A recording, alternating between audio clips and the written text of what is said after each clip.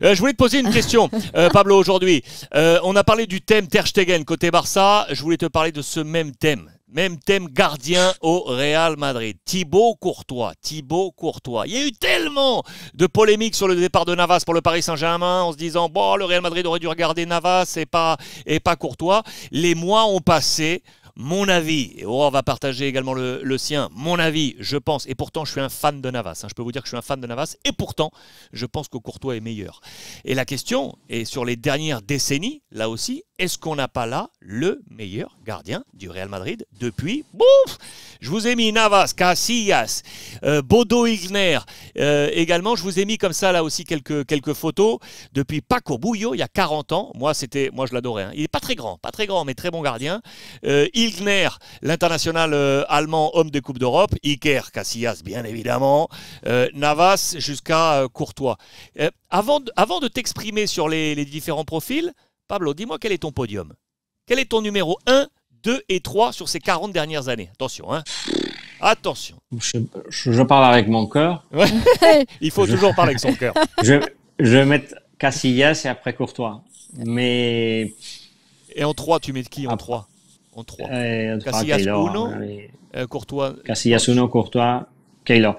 Mais chaque fois, je suis plutôt de placer le podium un peu Courtois, premier, parce que c'est vrai qu'il n'a pas encore l'histoire de Keylor au Real, c'est évident, mais il n'y a pas de débat sur le gardien du Real Madrid. Ça, c'est le papier aujourd'hui de Marca Santiago. Qu'est-ce qui a fait ce papier? C'était Siguero. Oui, Siguero qui a fait ce papier sur Courtois et l'évolution de Courtois. C'est pour ça que je voulais avoir ton avis un peu là-dessus, parce qu'effectivement, pour ceux qui l'auraient peut-être oublié, je vous remonte ça, je vous ai déniché là 2-3 petites pépites. Formé à Genk, passé notamment avec De Bruyne, une génération fantastique. Puis Chelsea, vous voyez, l'achète en 2011, le 26 juillet 2011, pour un peu moins de 9 millions d'euros. Mais le prête tout de suite à l'Atlético Madrid avant de le reprendre en 2014 et de faire sa trajectoire et sa montée. Vous voyez que sur la valeur marchande et l'évolution, son pic est atteint sous les couleurs du Real Madrid, 75 millions d'euros. C'était le 8 octobre 2020. C'est un gardien, Pablo, qui a vraiment eu une évolution. Je vous le montre tout jeune lorsqu'il était à Genk, avec ce petit visage là en Belgique, puis ce passage à l'Atlético Madrid, prêté donc par Chelsea, de formidables années à l'Atlético, de formidables années avec celui qui est aujourd'hui son copain au Real Madrid et sous la tunique belge, Eden Hazard. Est-ce que pour toi, ok, Casillas, icône, ok. Est-ce que Courtois aujourd'hui est l'un des meilleurs de l'histoire du Real Madrid? Oui, bien sûr. Et maintenant, à mon avis, actuellement, c'est le meilleur gardien du monde. Ah, du monde? Dites-moi sur le chat si vous êtes d'accord avec Pablo. Est-ce qu'aujourd'hui, Courtois est le meilleur gardien du monde? est en train de revenir. Mais après Ter Stegen, Neuer... Mendy de Chelsea? Mendy, c'est vrai. Et Alisson de Liverpool. Mais après Courtois, il a remporté les Samora, le trophée gardien, meilleur gardien de la Liga l'année dernière, c'est le trophée de Marca. Cette année, il est sur le chemin. Ça fait déjà, depuis Casillas en 95, je pense, que le Real ne remporte le trophée Samora. Oui, exact. Et c'est Courtois qui l'a fait. 2 ans, il l'a fait déjà l'année dernière, il peut le faire encore. Là, ils peuvent faire un doublé avec Benzema, ce qui sera absolument, effectivement, depuis des années, le Real n'a pas enregistré à la fois le Zamora et à la fois le Pichichi avec Benzema et Courtois. Quand je reviens sur ces dernières années-là,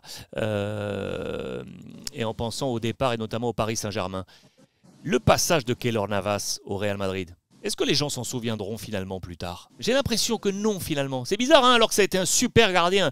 Regardez à gauche, c'est quand il est arrivé, on était en 2014, c'était Marca qui l'avait annoncé. Keylor, ça y est, c'est ficelé, c'est à Madrid.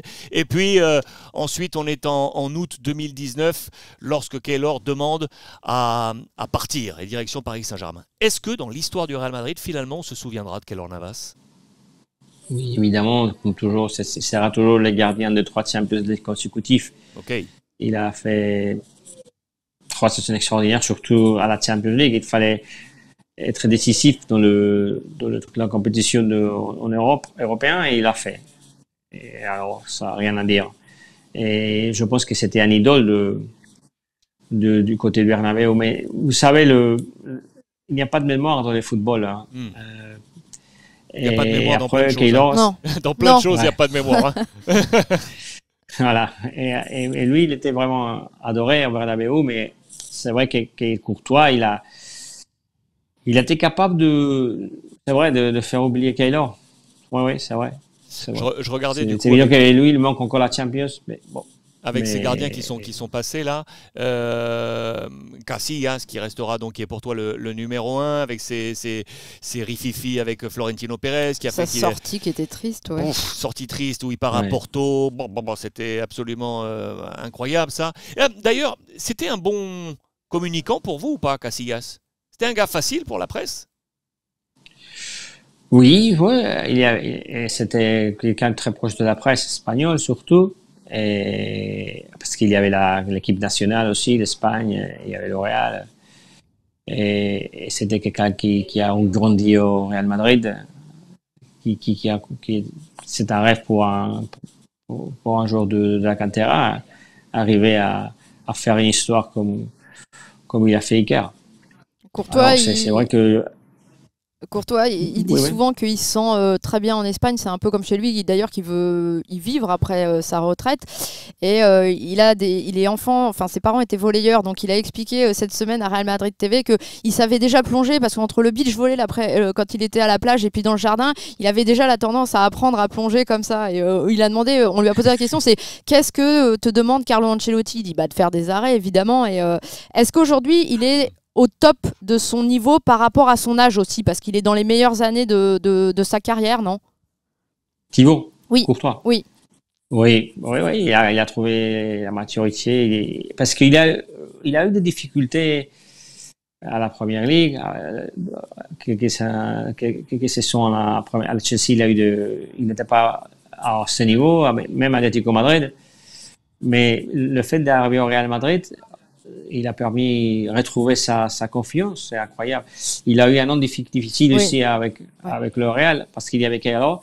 Un cas pareil au PSG avec Donnarumma et Keylor Navas, parce que quand tu as des gardiens qui sont titulaires, finalement, à mon avis, c'est pas une bonne stratégie, parce que il faut toujours donner la confiance à un gardien titulaire et après un autre il doit être un bon gardien, mais quand même jouer les rôles de 12e gardien.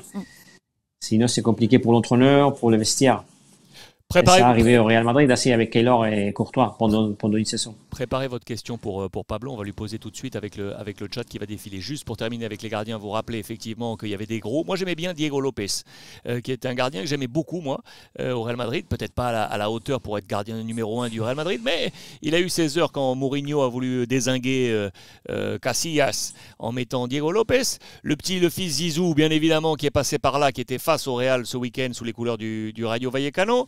Et je pense aussi à Kepa qui vient de vivre un week-end cataclysmique avec Chelsea, ne pouvant arrêter les tirs au but de Liverpool qui s'est imposé en Cup. Kepa, il était vraiment tout près du Real Madrid. Zizou a finalement dit non pour protéger Keylor Navas. C'était bien ça. Hein. Oui, Florentino était d'accord à faire venir Kepa. Hein. C'était Zidane qui a fait le transfert. Florentino a adoré Kepa.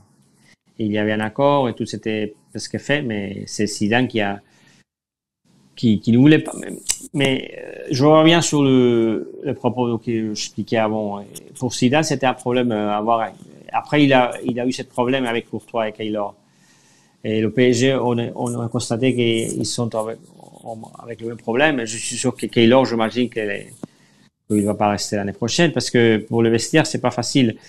Diego Lopez Casillas, vous parlez aussi le cas de Mourinho avec Diego Lopez. Le fait d'avoir deux gardiens qui se sentent qui pensent qu'ils méritent être titulaires, c'est compliqué. Et le dernier, donc, c'est donc l'ami Courtois, je voulais vous le remontrer, Genot à Genk, et aujourd'hui numéro 1 côté Real Madrid, et pour Pablo, très certainement le meilleur gardien de la planète.